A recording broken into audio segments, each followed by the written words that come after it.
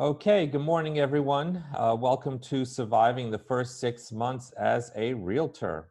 My name is Mark Weithorn. I'm with DPI Websites. My company creates websites for realtors. So this is a class that I normally teach at the Miami Association of Realtors. This is normally a 3-hour class. We're going to condense this to about an hour, maybe a little more than an hour. This class is meant for new realtors. It's difficult becoming a realtor. You go and you take a course and you graduate you take the test and you graduate and you sign up with a broker, and then you have to go and create your own business. And that is a really difficult thing to do.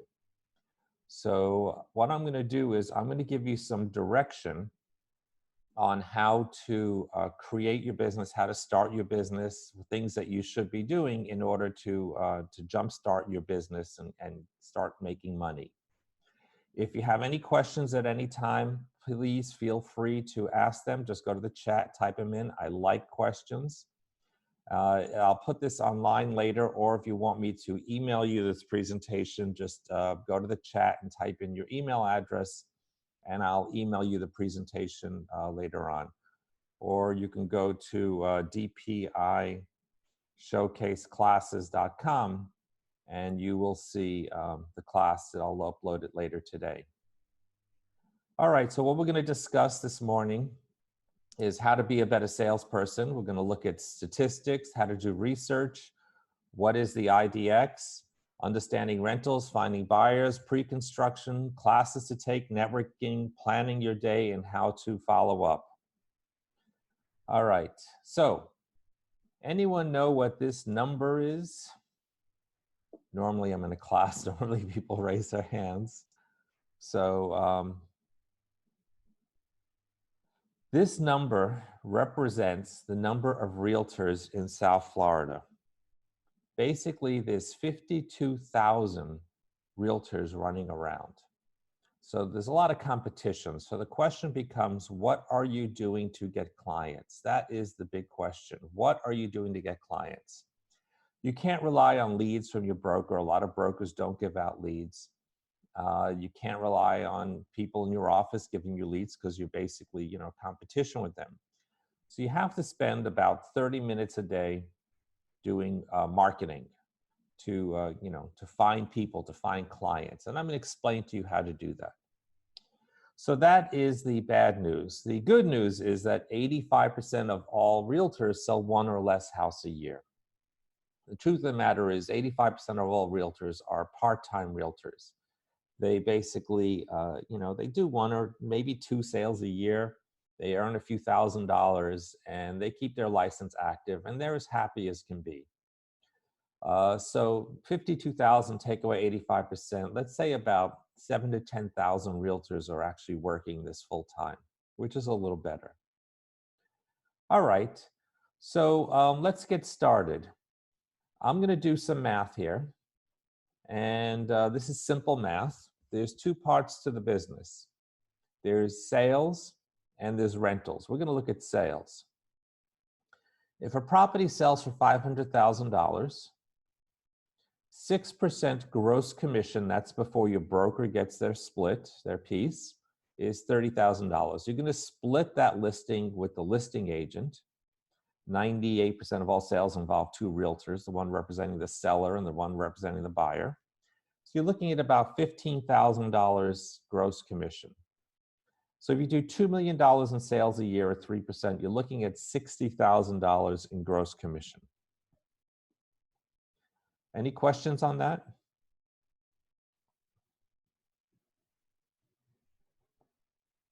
Okay. Rentals. There's two ways to look at rentals. One is 10% of the yearly rental amount, and the other is 1 month's rent, which is less money. So if a property rents for $2,500, the full gross commission is $2,500. You're going to split that with the listing agent, so you're looking at full gross commission of $1,250. So if you do one a week, let's say you're earning about $45,000 a year in rentals. Rentals are huge. There's a lot of money in rentals, and I'll explain how to do that later. So basically, if you do $2 million of sales at 3%, and you do one rental a week, you're looking at a total gross commission of $105,000. That is your goal for the first year, and I'm going to show you how to do that in this class. But in order to do this, you have to be willing to work 80 hours a week, 7 days a week. That is the nature of business these days. The 40-hour work week no longer exists. You're going to work about 80 hours a week, 7 days a week. Basically, you're going to have people who are going to call you on the weekends. You're going to do a lot of your business on the weekends and evenings, and you have to be available for people at all hours. So I'm going to show you how you can earn this money. As long as you're not afraid to work hard, you can earn this. So the first thing we're going to talk about is creating good customer service. The question is, are you an order taker or a salesperson? The answer is you are a salesperson. This is an order taker. Her name is Melissa. She works at Walmart, we can tell clearly. And she stands at her register and people come and give her money. And the one question she will ask you is, did you find everything you need? And she's praying that you say yes, because if you say no, well, she can't leave her register. She's like, oh, well, go see the greeter. So that is an order taker. It is basically a type of salesperson who only collects orders, but does not make any diligent attempt to find new customers or to persuade existing customers to increase the size or frequency of their order. That is an order taker. As an employee, we are used to being order takers. We're used to going to work, having our boss say to us, here are your tasks for the day, go do them. As a realtor, it's different. You're no longer an employee. You're an independent contractor. You're in business for yourself. You have to change your attitude, your mindset as to how you go about doing business. Your broker is not going to give you orders. This is a salesperson. So here he is, a happy realtor trying to sell this house to this lovely couple. So let's look at this picture for a minute. The wife, she's as happy as can be. She's willing to sign the contract, hand over the money, and move in on Saturday. But the husband, he is a little apprehensive. He's thinking. Look at those knuckles. Look at the tension. And it's the job of the realtor to convince both of them without alienating one or the other. You have to get two signatures on that contract. You have to get both of them to agree. And if you take sides with either one of them, you're dead. So a realtor or a salesperson is an individual who sells goods or services to others. The successfulness of a salesperson is usually measured by how good that person is in persuading individuals to make a purchase. And the key word there is persuading. So as a salesperson, you have to go out and find the customer because you're not getting leads from your broker. You have to understand their needs. You have to match their needs with a product. You have to follow up after the sale, make sure they're happy. You have to ask for referrals. The best way to get a referral is to ask for it. And you have to stay in touch with them through the years. So what we're going to talk about is understanding their needs and matching their needs with a product. So, question, what does a realtor sell? Bricks and mortar?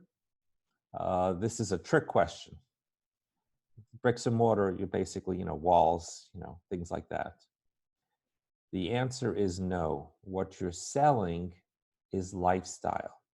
It's just like when you go to buy a car. Technically, that salesperson is selling you a car, but all cars have four wheels and engines and things like that.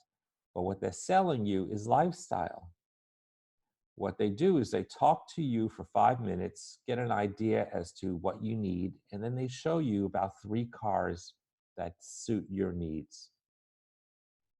So it's your job to ask the prospect about themselves and then to listen to their response. And that's the hardest thing for a salesperson to do. Salespeople don't like to listen. Salespeople like to talk. And the problem is you can talk and talk and talk until you talk yourself out of a sale. The couple gets back in their car and one of them looks at the other and goes, "Oh my God, I've got such a headache because that realtor would not stop talking."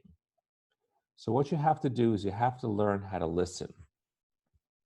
One of the books that you want to read is this book, How to Win Friends and Influence People by Dale Carnegie. This was written in the 1930s, 1937. It is the #2 best read book in the nation. And what you want to do is you want to read this because this teaches you how to listen, how to talk to people. The first 10 minutes of talking to a new client, you're not talking about real estate. You're talking about them, where they're from, about their kids, what their likes are, what their hobbies are. You're making a friend. First 10 minutes, small talk. And then after that, then you can start talking about business. But you have to learn how to talk to people. I told you if you go into the chat and give me your email address, I'll email you this presentation. And I'll also email you a copy of this book because you really need to read it. It's also available on audio. So in case you like to listen to it on your phone or something, you can do that. All right, so there's different types of clients: primary residence, vacation home, investment property, commercial properties, EB-5 visas. For those of you who don't know what an EB-5 visa is, that's an investment visa. That's for foreigners who want to invest in a business here. The price has gone up to about $900,000. And once they get their visa, then they can go and buy a house, bring their family and get a house. If you don't know what an EB-5 visa is, check the calendar with the Miami board for classes on visas for foreigners. It's usually taught by an immigration attorney. So for primary residence, here is some questions you're going to ask them. Do they have a family? Are they empty nesters? Do they need to be near school or work? What neighborhood do they work in? Do they like the suburbs or city life? And then here is the killer of all deals. Do they have pets? Killer of all deals. I just have a dog. It's a pit bull. Okay, we're moving to Broward County. For vacation home, similar questions: house or condo? Do they want new or used? They want to be on the beach? Do they like urban areas? Do they like the suburbs? How many people typically stay there? Do they want it furnished? For investors, house or condo or commercial property. A lot of investors are now buying commercial properties because the condo market used to be a good investment, but there's too many condos in the market right now, so it's not a great investment. So a lot of investors are purchasing condo properties. The Miami board has a great commercial division. They always have classes. When things open up again, they have meetings, and you might want to attend some of those meetings. Do they want new or used? They want a fixer-upper? They want to rent it out or flip it? What type of return are they looking for? How long do they plan on keeping it? They need someone to manage it. Another class that you might want to take is you might want to take the property management class. It's a 1-day class, and they prepare you to take the test with the state. It's a CAM license, and it's good money because if you manage, let's say, a condo that someone purchased and you rent it out, you'll typically collect 10% of the rent every month, just for collecting the check and calling the plumber. And then everyone who moves in there becomes your client. So property management is really big, and you need to look into doing that. And then, do they need referrals for construction people? The let's see. I do not know that they offer CAM licenses. Yes, the board teaches a class on that. It's online now, but once things open up again, you just look on the calendar for property management. It's a one-day class. Do they need referrals for construction people? So another thing you want to do is you want to get together a list of different types of contractors, painters, plumbers, electricians, people who renovate kitchens and bathrooms. So when your client says to you, I need to redo this kitchen, do you know someone I can call? What you're going to do is you're going to pull out a list of different journeymen, and you're going to hand it to them. And on the top of that list is going to be your name and phone number. So what you want to do is ask your broker for referrals if you don't know anyone, and then you're going to call these people. You're going to interview them. Make sure they're friendly. They better be friendly because you can provide them with business. And then ask them, make sure they're licensed, and ask them what they charge. And if you like them, then you can add them to your list. But as a realtor, you need to be the go-to person for when your client needs a number of someone or something to do. They know, oh, well, call, so-and-so, they have everything. Any questions so far?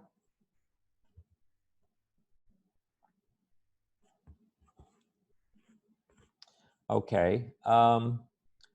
For foreign buyers, what type of visa requirements they have? Do they have a corporation in place? They need an attorney. So to that list of all these contractors, you're going to add 4 people.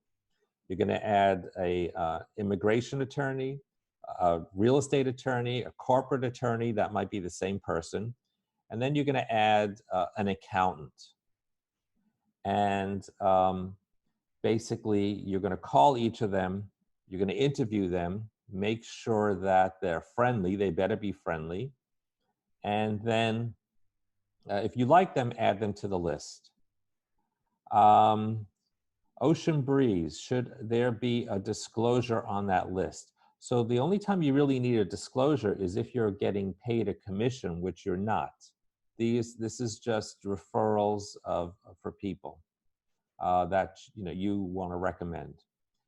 DM, yes, DM. If you give me your email address, I'll email you the presentation, and it will also be online later this afternoon. The whole recording will be on YouTube later this afternoon. So just go in and give me your email address, and I'll send this to you later.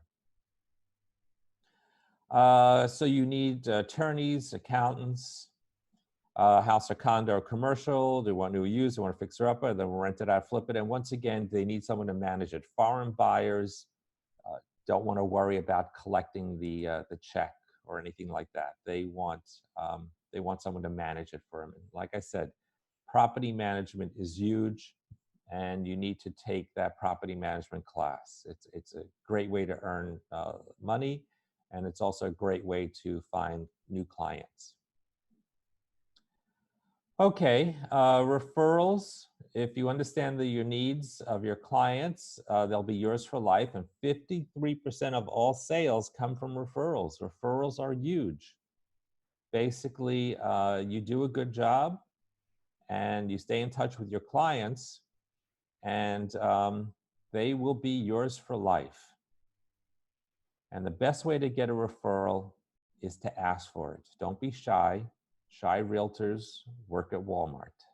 You need to be out there and say, oh, I'm so glad that's working out for you. By the way, if you have any friends or family, please, send them my way. So we talked about understanding their needs, matching their needs with a product. Now we're going to talk about following up after the sale, make sure they're happy, asking for referrals, and staying in touch with them through the years. If you stay in touch with a client, they will be yours for 20 plus years, and the number of referrals are huge. So the first thing we're going to talk about are housewarming gifts. You do a deal with someone, you get them a gift. Don't go to Marshall's, don't go to the discount kitchen section of Marshall's, and don't buy them a fondue set. I don't know about you, but I don't think I've ever made a fondue in my house. ever. You always go out for that. If you're going to give someone a gift, talk to them, find out their hobbies. If they're into fishing, go to Outdoor World and, buy them a little gadget to, show that you put some thought into it. Make sure they have all their paperwork. Go to Office Depot, buy one of those folding accordion, folding folders, tape your business card to it, and then put in all their paperwork, like title insurance and HOA documents and all those things. So this way, when they call you 4 or 5 years from now and saying, hey, I want to sell my condo or my house, you say, oh, you remember that folder I gave you with all the paperwork? Can you dig that out? See if they have any questions about neighborhoods, schools, utilities. Put together phone numbers for painters, plumbers, furniture stores, Home Depot, restaurants. So you really want to put together a list of all these phone numbers and names and stuff so they have it. And on the top of that list is going to be your name and phone number, and they will hold on to that. Remember their birthdays. What do you do when it's someone's birthday? I'll tell you what you don't do. You don't text them. If it's someone's birthday, you pick up the phone and you call them. I don't care how advanced technology has gotten. Sales is about talking to people. So when it's someone's birthday or anniversary or something like that, you pick up the phone and you call them. What you're going to need is you're going to need a CRM, a client management system. This is a way to enter all your clients into a system so you can stay in touch with them. You can't keep track of people on a notepad. If you stay in touch with your clients, they will be yours for 20 plus years. You have to call people on a regular basis, and just don't call them and say, hey, you want to sell your house? Call them and, you can have notes. Oh, how's little Johnny doing? And, what grade is he in? Or how's the family? Call every once in a while just to touch base. Any questions?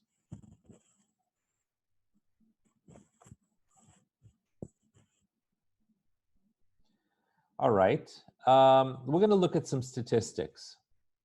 So this is a data-driven business. You want to do business in neighborhoods that are busy.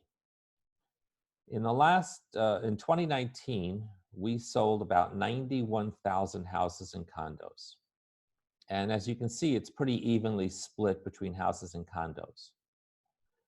31% of the sales are cash sales. Now in 2016, this was about 65% of the sales were cash sales. So it's gone down dramatically.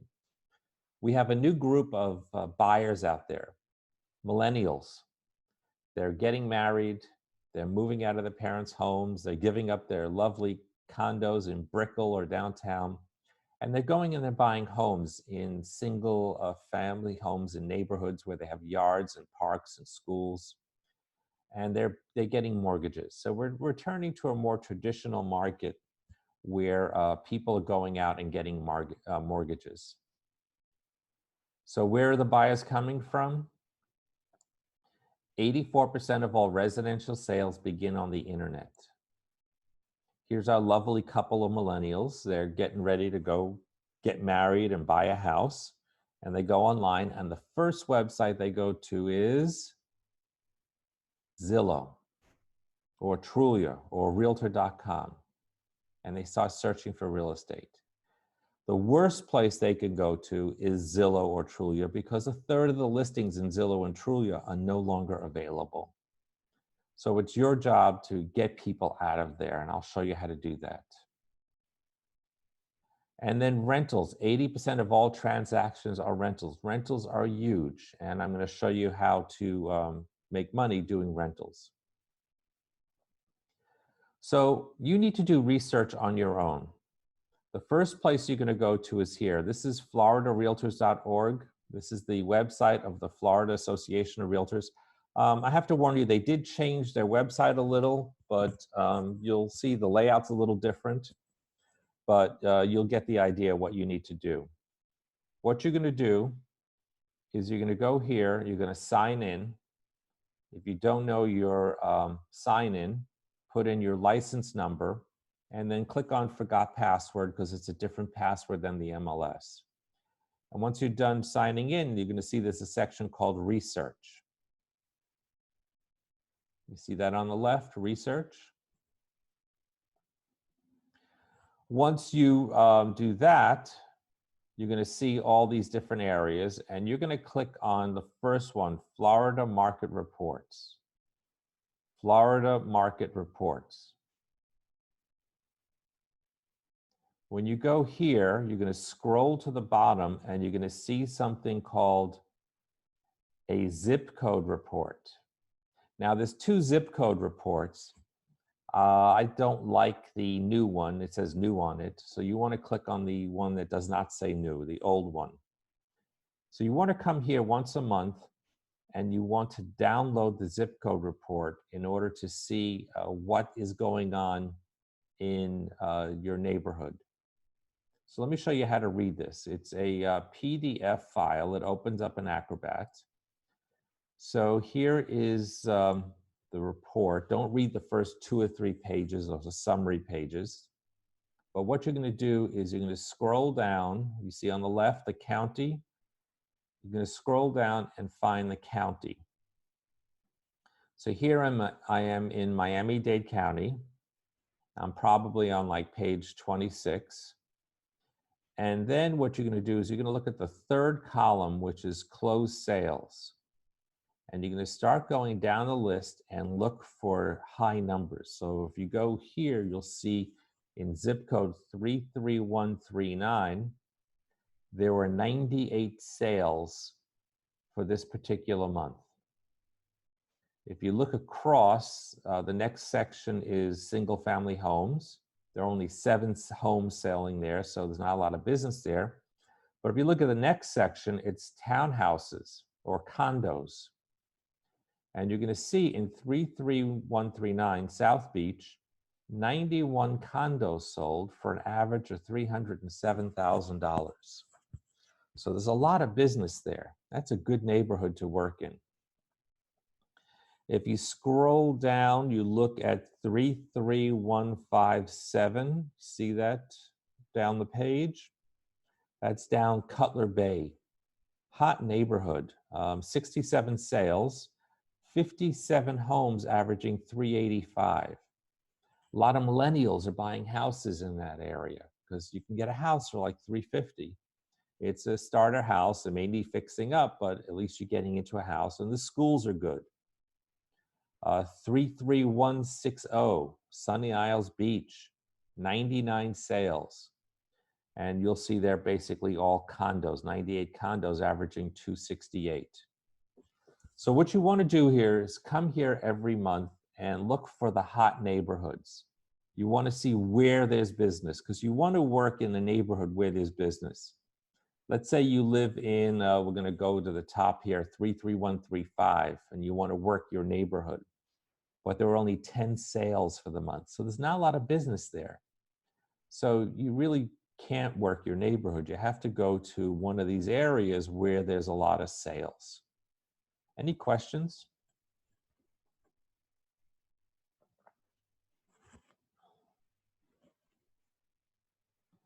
All right, so what you're going to do is you're going to find a neighborhood where there's sales. What you're going to find is what's selling now are condos below 300,000 and single family homes below 500,000.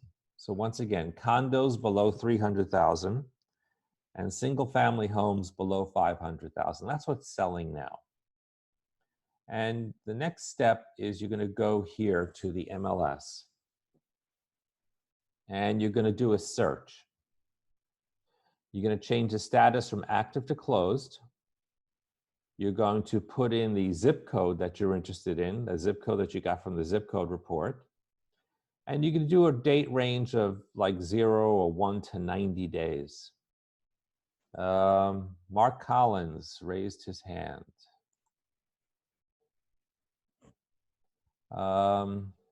Mark, can you ask your question in the chat?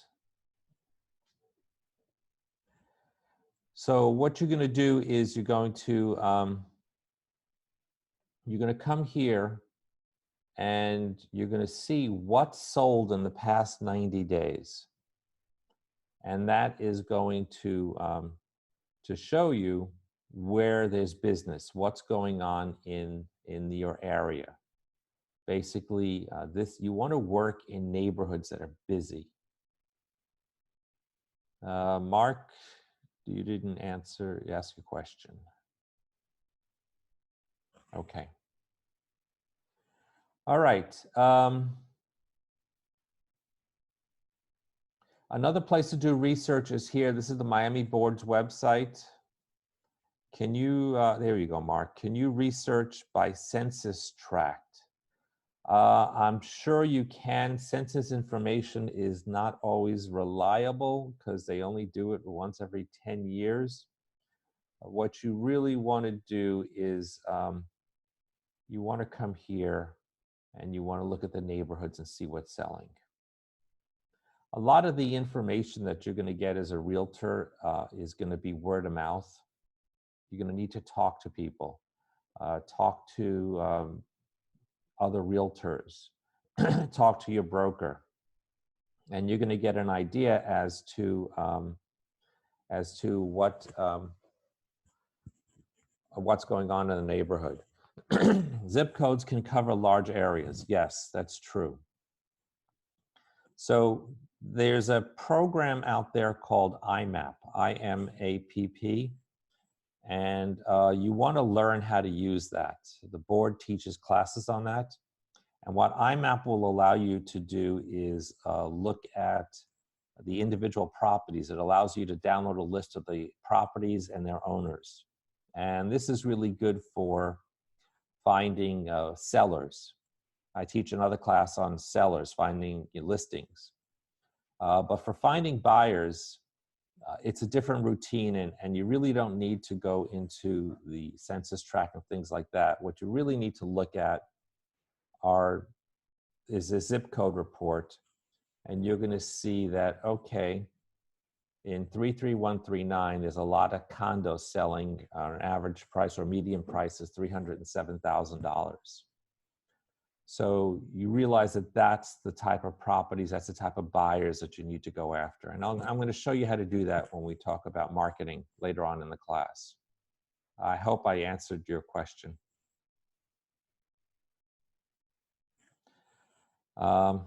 Great.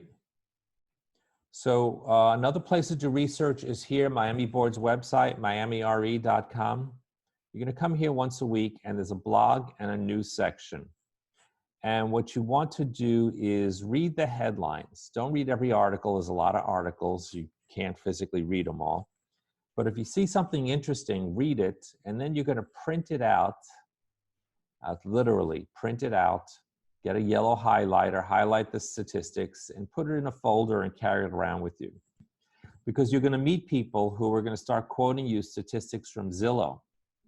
And Zillow, most of the time, they're wrong.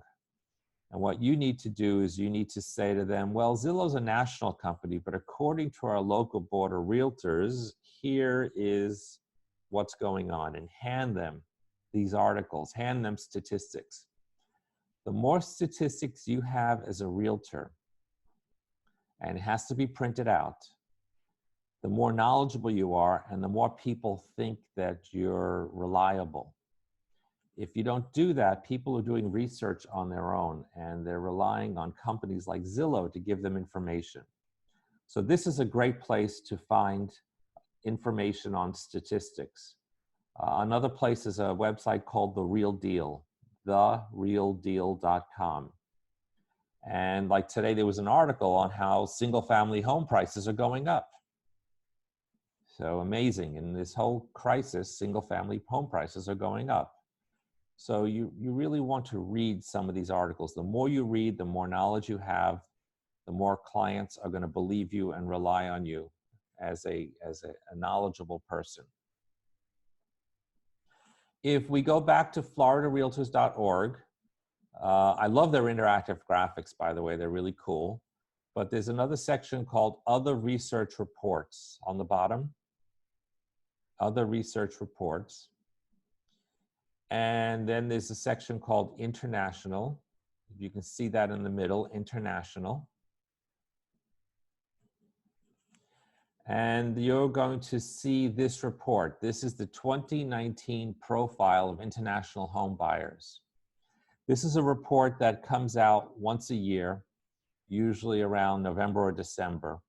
And you want to download this report and you want to read it. If you want to, I can email you this report as well. And basically, here are some bullet points on this report. In 2019, we sold $16 billion of real estate to international buyers in the state of Florida, 36,400 units.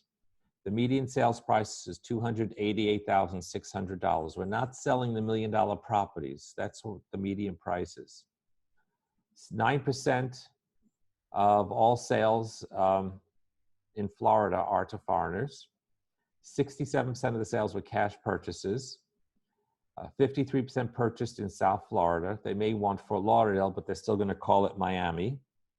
55% purchased a townhouse or a condo, and 67% of the sales came from referrals or leads. So here's where they're buying. The number one area is South Florida, Miami, Fort Lauderdale, West Palm Beach, and Orlando is a distant second, but still a lot of activity in Orlando. A lot of people from the United Kingdom or Brazil are buying in Orlando. If you look at the number of sales, so it spiked in 2017, but it's come down since then.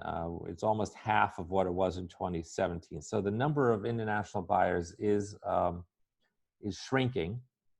There's some different theories about there. Some people talk about the strength of the dollar. Other people talk about immigration laws. But the fact is it is shrinking. You know, we're turning more towards traditional domestic buyers, like I said, like the millennials. Here's the dollar amount. And once again, that came down, and that's just a correlation to the number of units sold. And the number one country is Canada. We love Canadians. They're buying everywhere. They're buying all over the state of Florida. They buy here in South Florida, in like Hollywood and Hallandale. On the West Coast, they'll go to Fort Myers and other areas like that. On the West Coast, you can buy a house, a single-family house for like $250,000, $200,000. But the second is Argentina, then Venezuela, Brazil, and Colombia. Those four countries, basically, they jockey back and forth for number two. They're always consistent. What disappeared from this list were the Chinese and the Russians. They came in less than 2%. So if you look at this list or this report, you'll see that 67% of the sales to foreigners came from referrals. 22% come from new clients. So this 22%, we're going to focus in on those. This is the hardest group to get. You need to spend time and money advertising to get new clients. Because if you don't get new clients, you're not going to get the referrals.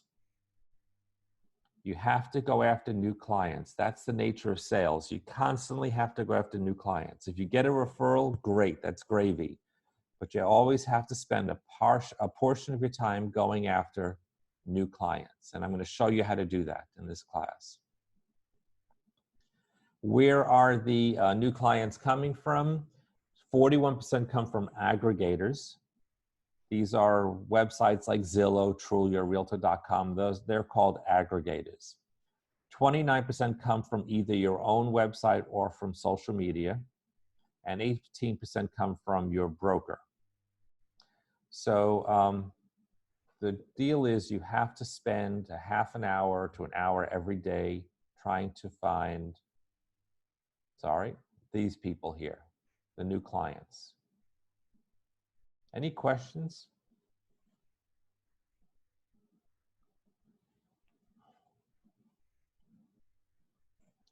Okay. The next place to do research is a field trip. It's a little hard these days because we're all locked down. But what you're going to do is, especially if you want to work condo buildings, is you're going to have to visit them. So once they open up and we can go visit again, you need to go visit condo buildings. You can't sell a condo building if you've never visited it, if you've never looked at it. What you want to find out is everything about the building. So you're going to go there, show your business card to the security guard, saying you go to the management office, and you're going to be there face to face with a person that doesn't want to talk to you. So my advice to you is to bring pastelitos. Okay, serious. Don't show up empty-handed. And then what you're going to do is find out, older buildings. Did they pass this 40-year recertification? The city of Aventura is turning 40 years old. All these buildings in Aventura are now getting recertified, re-inspected. They have to spend money on installing fire alarm systems or other things like that, or fixing the railings that are rusting out. And when they do that, they issue special assessments to all the units. So you want to find out how much there are in special assessments. You want to find out what percentage of the units are being rented. Banks, if someone wants to get a mortgage and they see that over 30% of the units are being rented, the banks will not issue a mortgage. So you need to find out what percentage are being rented. One of the other things I read about in The Real Deal is there might be some issues now with people falling behind on their HOA payments, their monthly payments. So that might become an issue that's coming on later on. If you want, go on the MLS and find a unit that's for sale, it's vacant. Contact the listing agent and say, hey, I need to go look at it for a client of mine. I need to preview it. And they'll say, sure, there's a lockbox, have fun. And then you're going to go and look at one of these units and, get a feel for the building. If you want, while you're there, take pictures. Always take pictures wherever you go. Remember, always horizontal, not vertical, horizontal. Everywhere you go, take pictures of buildings, the gym, the pool, the spa, the lobby, because you're going to need that. You're not allowed to copy pictures from the MLS. All right. Then before we go on, any questions?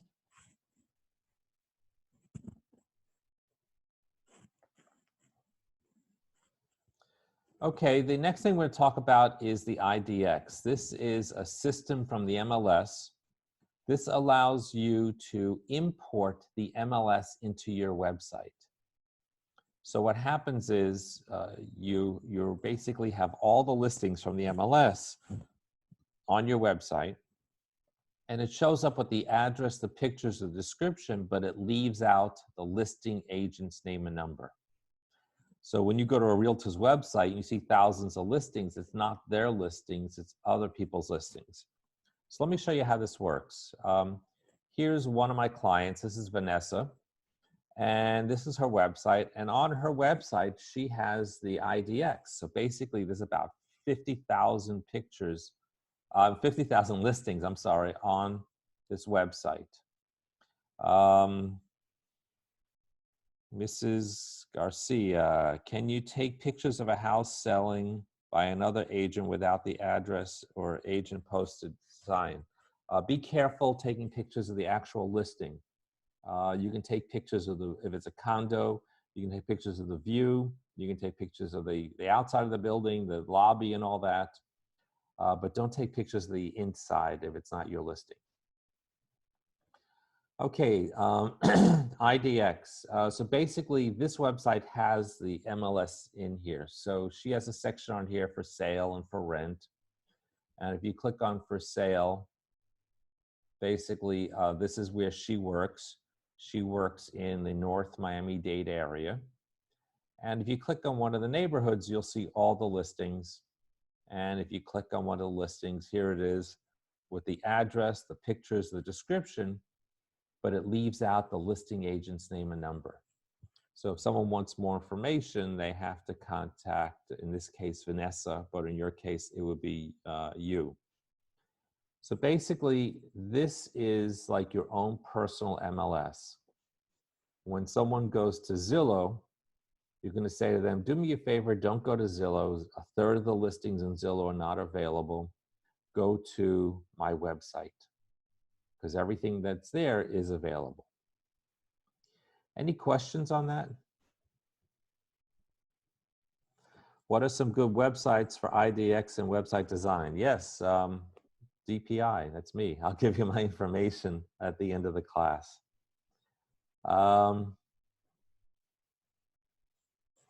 Okay. There's a little confusion about IDX, and I'm going to explain that, and this is really critical.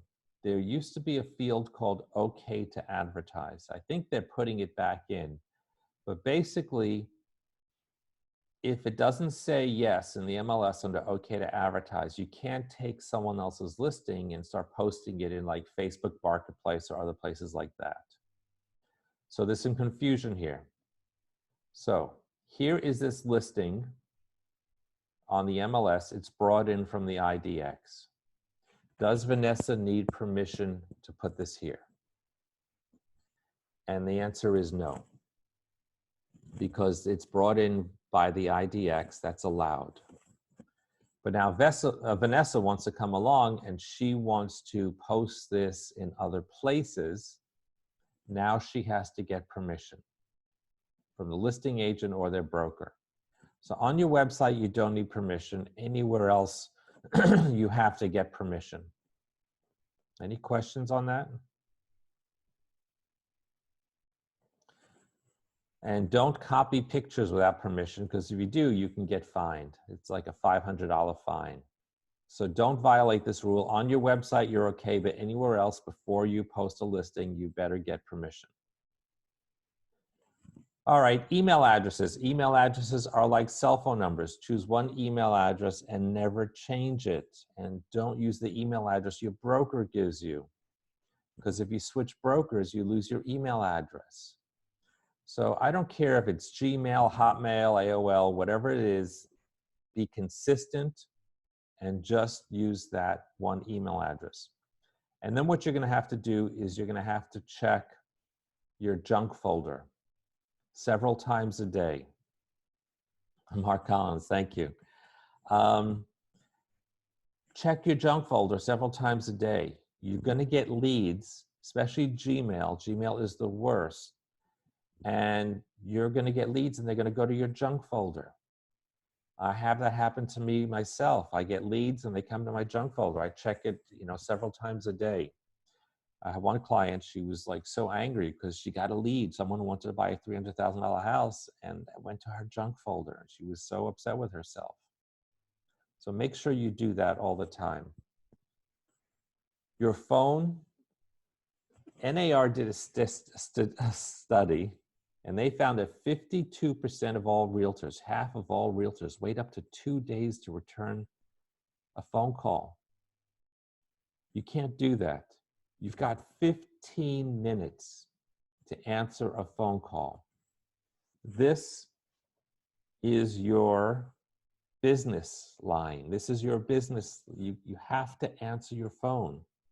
You'll be sitting having dinner, the phone's gonna ring, and it's gonna be some weird phone number. They're gonna be calling from out of the country, and you have to answer your phone. And then the outgoing message on your phone. You have to have a proper outgoing message on your phone. Those anonymous things like, you've reached 305-555, no, that doesn't work. If I'm calling a number and I don't know who I reached, I don't know if I dialed the right number or wrong number, I don't know if they're a realtor, I don't know if they're professional. So what you're gonna do is you're gonna go and you're gonna change the outgoing message on your phone. Here's a sample. Hi, you've reached Mark, realtor in South Florida. I might be with a client, so please leave me a message, or for a faster response, please send me a text. So now I know who I reached. I know they're a realtor. I feel confident that they will contact me. And then I have an alternative method of getting a hold of them. If all I did was get one of those automated messages, I basically am saying, well, this isn't a professional realtor. I'm going to call someone else. Okay. So real estate websites. There are a lot of websites out there. Number one is Zillow. Number two is Trulia. Then we have Yahoo and Realtor.com. And you can see that, you know, Zillow, 95% of all people go to Zillow. I mean, they rule the roost. They're just, you know, that's it. The problem with Zillow is a third of the listings are no longer available. So what I want you to do is I want you to go to Zillow and you're going to sign in. You see that? Sign in. And you're going to create your profile. What happens is when you look at properties, like here's a property. Here's a $975,000 house. And 4 realtors are showing up here. The first one is the listing agent. Where's the picture? Where's the information? It's not here because they haven't set up their account. They haven't registered with Zillow, and they're showing up here for free because it's their listing. The other 3 people are advertising. They are premier agents. They are advertising on Zillow. And in 33134, the zip code, they're probably paying about $1,500 a month to advertise here. So you know they're answering their phones. If their phone rings, they're picking it up right away. So once again, what you're going to do is you're going to come here and you're going to sign in. And then what you're going to do is you're going to put in your information, put in your professional picture, and then make sure you have a good picture, please. If you don't, you know, JCPenney has a photo studio. Go to Groupon, then type in JCPenney Photo Studio. But you really need to have a good picture. And make sure that you, you set up your profile. Make sure that you also, here's another listing, get reviews. And this is also free. Every time you do a deal, log in and send your client a link to give you a review. The best time to do that is at closing. Say, hey, I know we just finished the paperwork. Can you give me 2 minutes of your time so we can do a review? So basically, you need to have stars. Any questions on Zillow?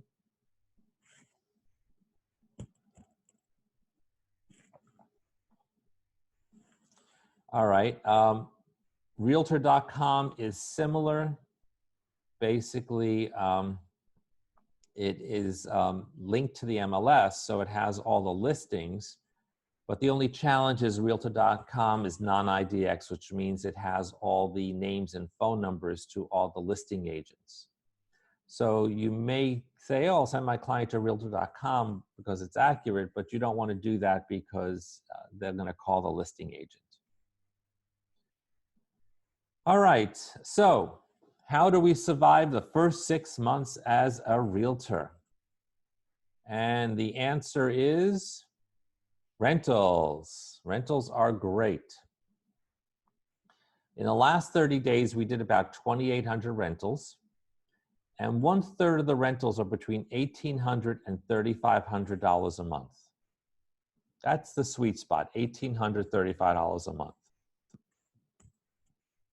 So what you're going to do is you're going to concentrate on rentals between $1,800, $3,500 a month. You're going to pre-qualify these people before you take them out and show them places. Talk to them on the phone. Make sure that they have money. You know, basically say things to them like, oh, you want to rent a condo? No problem. You know, all these condo buildings, they require first, last, and security. Are you okay with that? Talk to these people. You can't ask them if they have children, but you can ask them if they need to be near schools. You have to ask them about pets. Make sure that they are, you know, that if you do take them around and you do the paperwork, that they will basically get approved. Do you ask for proof of funds? It's hard to do that with a rental. A lot of times on cash buyers, when they're buying, you'll ask them for proof of funds, but for a rental, no. What you might want to ask them for is, you say to them, hey, I need a copy of your last 2 pay stubs. And you know, they'll send that to you. A lot of these renters have rented before, and they know the routine.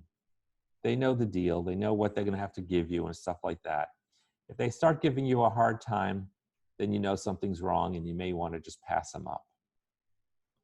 And if you like them, then you're going to take them around once and show them 6 properties. This is a 2-hour deal.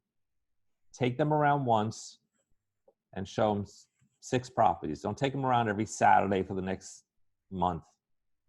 Make sure all the decision makers are there. Make sure the husband's there, the wife's there, the abuela's there. And okay, any questions on this?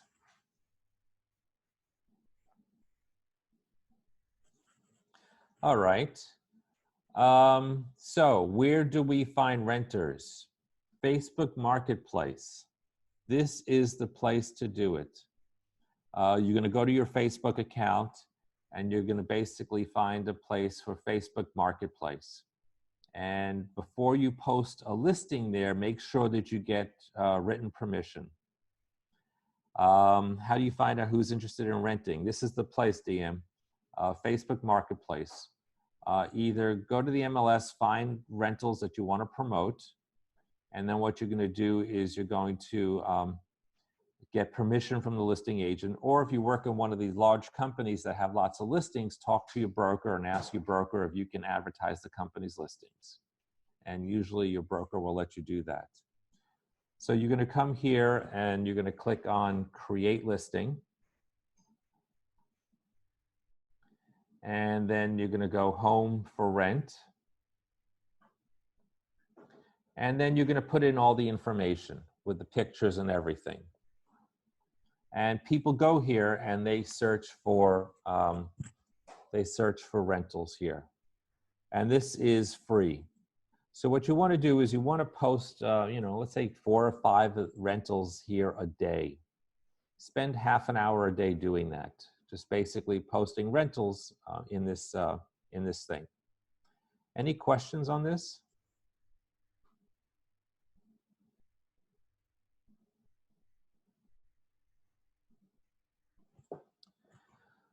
Okay. Following up on rentals. This is critical. This is how you grow your business right here. After doing a rental, what you're going to do is you're going to open up the calendar in your phone, in whatever device you have. You're going to fast forward 10 months and you're going to put in their information.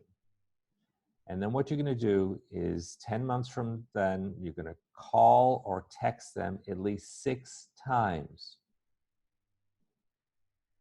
You're going to say, hey, it's me, Mark. I helped you find your apartment. I know your lease is coming up for renewal. Just checking to see what your plans are. Some will renew. Some will move somewhere else, rent somewhere else, or some of them may actually buy. Today's renter is tomorrow's buyer. And 53% of these people, if you ask for it, are going to give you referrals. So if you do 30 rentals this year, 15 to 20 of them are going to give you repeat business next year, as long as you stay in touch with them. So this is how you grow your business right here. Start doing rentals and then follow up with them. Get referrals and stay in touch with them. Make sure everything's okay. Ocean Breeze, show one more time. Did you talk about here is okay? Yes, this. Okay, Mrs. Garcia, I'll get to you in a second.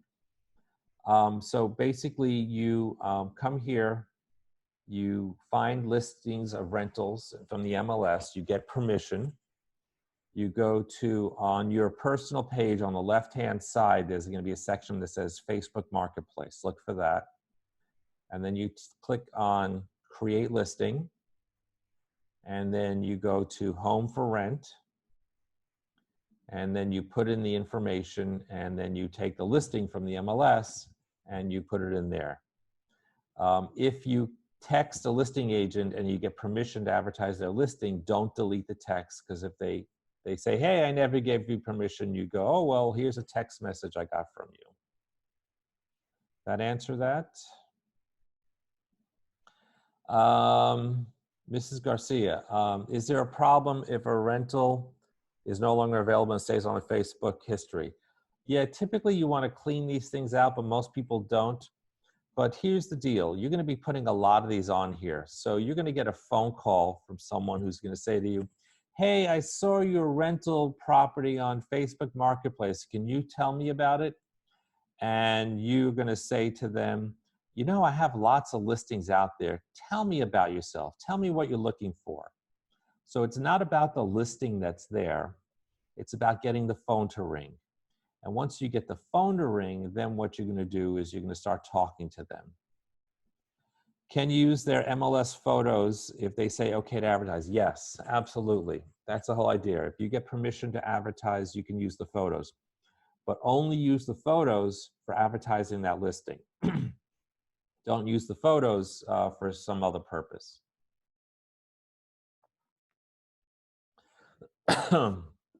Okay, great. Keep asking questions. I like questions. All right, so yeah, you want to do rentals, and then you want to follow up on rentals. That's how you're going to get your business started. It's fast money. You do one a week, and the next thing you know, you're earning a few $1,000s a week, and you're paying the bills, and then you start following up and getting referrals, and that's where you start growing your business. Okay, people you know. So take out your cell phones, literally take out your cell phones, go to the contact list and scroll to the bottom and look at how many contacts you have. You can have 500, 1,000, 1,500. I had one person and who basically, had like over 2,000 contacts in their list. And what you have to do is you need to start contacting all the people on your phone. 15% of the people that you know are going to move in the next month, and the next year, I'm sorry, the next 12 months. 15% of the people you know are going to move. So if you have 200 contacts, that means 30 people there are going to move. You need to start contacting all these people. You need to tell them that you're a realtor. You have to have a website. A lot of the times when people find out you're a realtor, they're going to roll their eyes. Oh, another person became a realtor. All right. Like I had a friend of mine, she became a realtor, but she never got business cards done. So she lasted about a month. But show them that you're for real. Show them that you have a website. Show them that you know information. Make sure that people you know that you are a realtor. Any questions on that? Okay. Pre-construction, there's a lot of pre-construction projects out there. The beautiful thing about that is they're paying you guys between 5 and 8% commission. So especially in Homestead, there's a ton of pre-construction in Homestead, or now out in West Broward and West Palm Beach County, a lot of single family homes being built. A lot of millennials are buying them. And what you want to do is you want to go visit these pre-construction places. You want to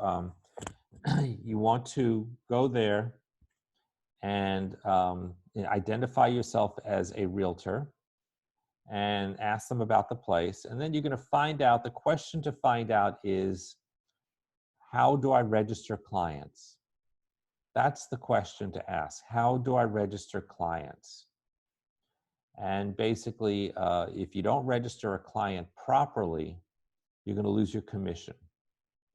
So one of the things that you're going to need is you're going to need pre-construction on your website. Don't send them to the website of the developer, because that's where all the information is for the developer's phone number. So like this is Tatiana, this is one of our clients, and she has a section on new developments. And if you look at each of the developments, it shows you all the information and it shows you the floor plans. So what you want to do is if someone wants information on a development, you're going to send them to your website. Do not send them to the website of the developer. It's suicide. That's a great way to lose clients. Okay, Facebook. So Facebook is number one. Instagram is number three, actually number four. Facebook is the place. A lot of people love Instagram, but it really is Facebook. That's where you're going to be doing your business. Instagram, if you look at here, these is the apps by age. Here's 18 to 24. Facebook's number 2, YouTube is 1, Instagram's 5. 25 to 34. Facebook is 1, YouTube is 2, and Instagram's number 4. But as you get up there, 35 to 54, Instagram goes down to number 7, and 55 plus, Instagram is gone. So Facebook is really the place where you're going to do business. What you have to do is set up a Facebook business page. Basically, you're going to go here to your personal page, and it says create, and you're going to create a business page. When you name the page, don't put in the name of your broker, because if you switch brokers, it's really hard to change the name. Now, you're going to have a Facebook business page, but the reality is you're going to do most of your posting on your personal page, because that's where your friends are. And as a realtor, you have no personal life. Everyone needs to know you're a realtor. So basically, you have to have 3,000 plus friends on Facebook. What you're going to do is you're going to spend 10 minutes a day on Facebook finding friends. And none of these friends should be realtors. You want to go here, mouse over someone's name. If they're a realtor, you don't want them as a friend. If they're not a realtor, great. Ask them to be your friends. And you're going to find that there is a never-ending list here of people that Facebook is going to recommend. So you want to spend 10 minutes a day going to your Facebook page, basically finding friends. The next thing you're going to do is you're going to spend about 5 minutes a day posting on Facebook. What you're going to post is listings from the IDX on Facebook. I'll show you how to do that. New construction, blog articles, landing pages. So the trick with Facebook is every time you post on Facebook, it needs to have a link going back to your website. Every time you post on Facebook, it needs to have a link going back to your website. So for example, here is a post put on by the Menard Group.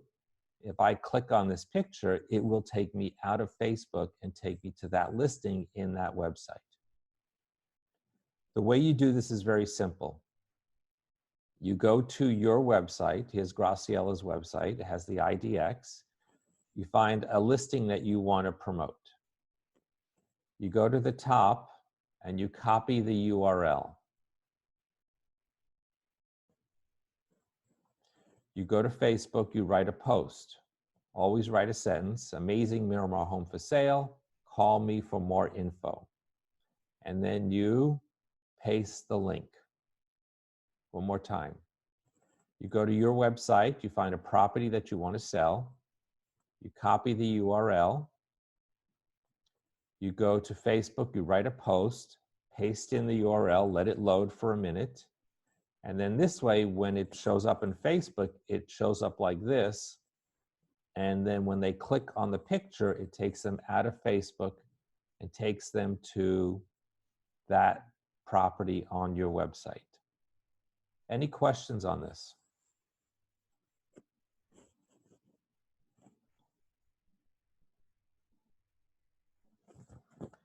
You can also post, here's one post, so what is your home worth now?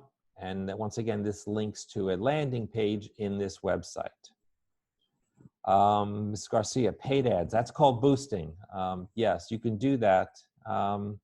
Basically, boosting you have to do from your business page, and that's targeting. I'm not sure if I'm teaching you that in this class, but if you want more information, just call me. I can teach you how to do that. Here's blog articles. So we blog for people, and once again, you find an article, you copy the URL, and then you paste it into Facebook, and then it shows up like this.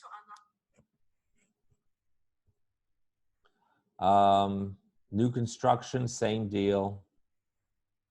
And okay, yes, I am teaching boosting. Mrs. Garcia, I am teaching boosting. So boosting is a method of advertising on Facebook. This is called targeting. So let's say you want to target people from the Northeast United States, or let's say you want to target people from Venezuela or Argentina. What you do is you come to Facebook. You have to do this on your business page. You can't do it from your personal page. You put in a post, make sure it links back to your website, and you click on Boost Post. The first time you do this, it will ask you to sign an equal housing document and just sign it. The trick is here where it says create audience. We're going to target people who we want to advertise to. So we're going to click on here, and the first thing is gender and age. Don't touch that. Leave that alone, because if you change that, you're discriminating. And then what you're going to do is you're going to drop a pin over the area that you want to work in. So here I'm dropping a pin over Coral Gables, and I'm doing a 10-mile radius. Or it says add locations. Let's say you want people from New York City. You type in New York, New York, and then you could do a 50-mile radius around New York. Or you can type in Montreal, or you can type in Argentina, or you can type in Brazil. So that's your audience. That's who we're going after.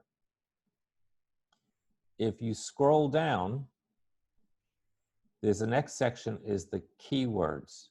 And you're going to type in buying and selling real estate. Those are your keywords. So then we click on suggestions, and we can choose from other keywords that Facebook gives you. So what we're doing here is we're targeting people who have been online, who live in this area, and they've been online shopping for real estate. Any questions on creating an audience?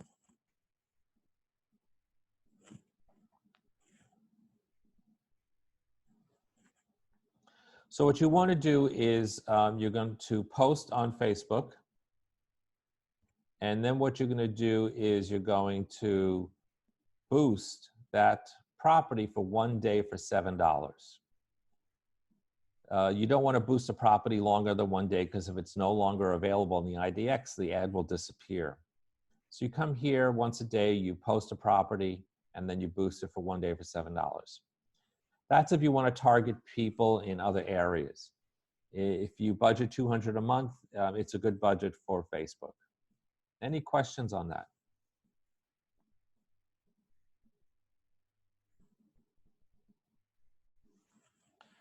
Okay,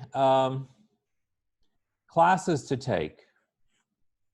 So there's a lot of classes. This is a very complicated business. Once the board opens up again, you're going to start taking matrix classes. You need to learn how to use matrix. Form simplicity is very important. IMAP is all the information from the tax rolls. Dot loop is another way to do contracts, top 5 visas for foreigners, and the social media classes are very important. DM, when you boost for one day, it only shows up for one day on Facebook. Yes, correct. Well, actually, your post will stay in your timeline, but it will boost to your target audience for one day. These are people you don't know.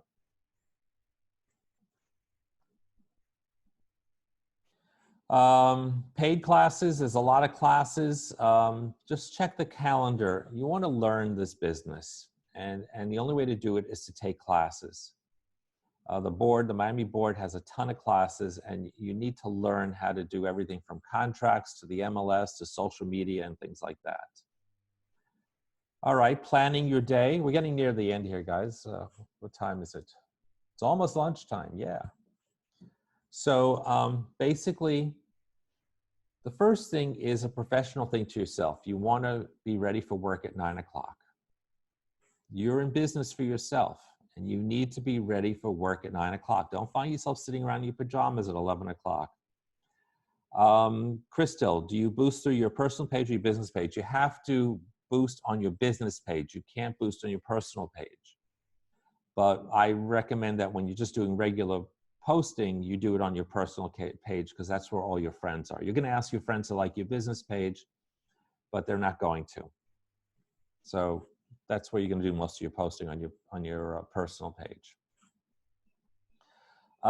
So basically, planning your day, you want to be ready for work at 9 a.m., have had your breakfast, showered, hair, makeup, be ready for work for 9 a.m. 9 to 10 is a quiet time. Most people don't answer their phones then. So that's when you're going to do your if you use Craigslist or Facebook Marketplace, or your blogging and your posting and all that stuff, get that out of the way then. 10 o'clock, start making phone calls, set up appointments, and then you're going to have a lot of downtime. What do? Go out in the street, go look at developments, go explore condo buildings. You know, you want to get out there in the street, and then you want to network. Following up. This is the last thing we're going to talk about, following up. This is where most people fail, most salespeople. They don't know how to follow up. So question, you get a lead via email. You reply to that lead, and they don't reply back. Is that a good lead or a bad lead? Most people go, bad lead, and they drop it. The answer is, you don't know. The answer is, it could take up to 6 months before a lead becomes an active client. So what you need to do is you need to stay in touch with these people for 6 months. They just may not be ready to talk to you. They may be busy. So what you're going to do is, the minute you get a lead, you're going to set up a saved search either on the MLS or on your website, so they get an email every day with new listings. But I don't know what they're looking for. Doesn't matter. Just, you know, set it up, make it up, so they're getting an email from you every day. You're going to have their email address, so you want to email them information twice a month. And then you're going to call or text them once a month. It's going to take you a lot of time, a lot of money, a lot of effort to get leads. Just because they don't answer the phone immediately doesn't mean it's a bad lead. You need to follow up with these people for months. Okay, any questions?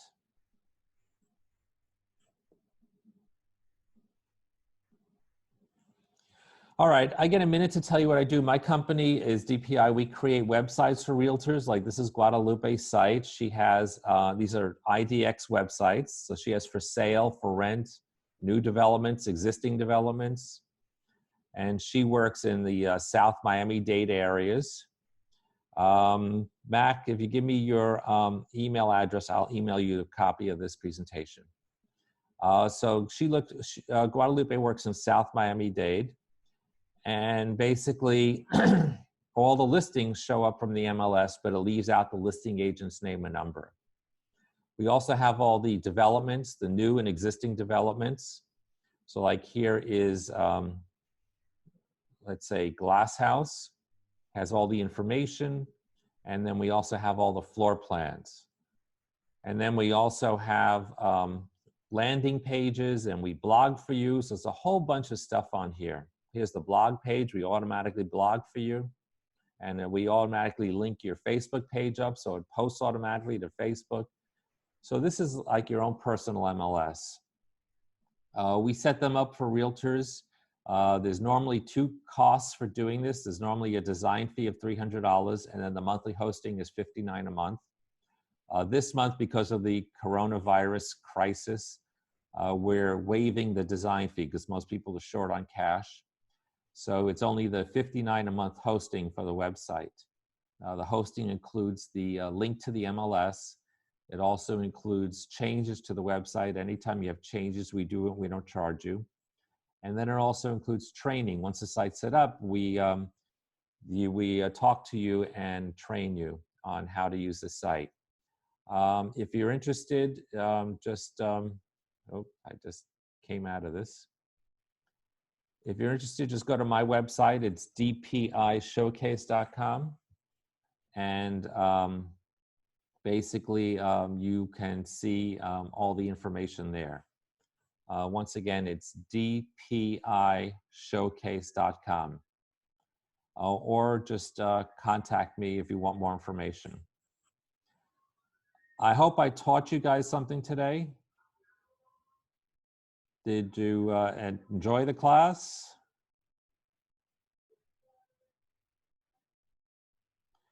All right. Thank you, everyone, for your time. If you gave me your information, I will send it to you. Let me type in, here's my website address.